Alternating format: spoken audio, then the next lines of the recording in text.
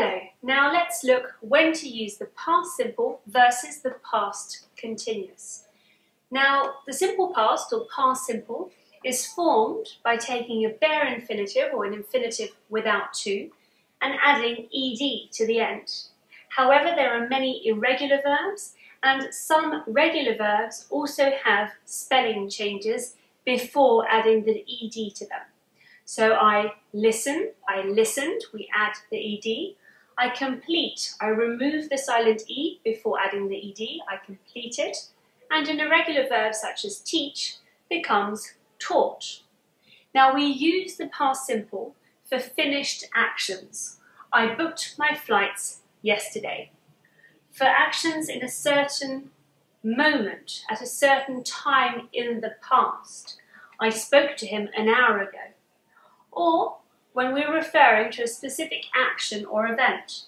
I went to the US last summer.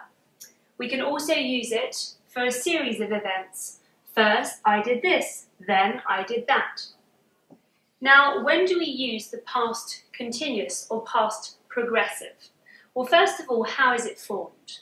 We use the auxiliary to be in the simple past, past simple, was or were, and we add the present participle or ing form.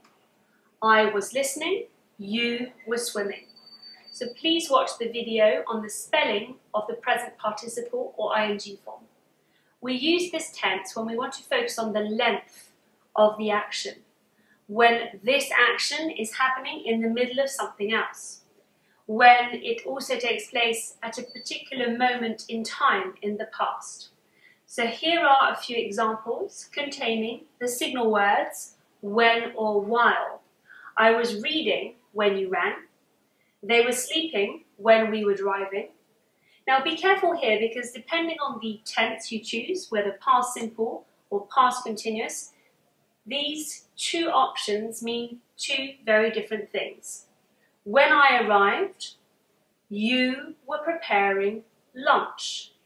That means that when the person arrived, the other person was already preparing lunch.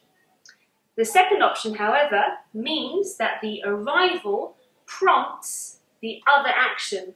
When I arrived, you prepared lunch.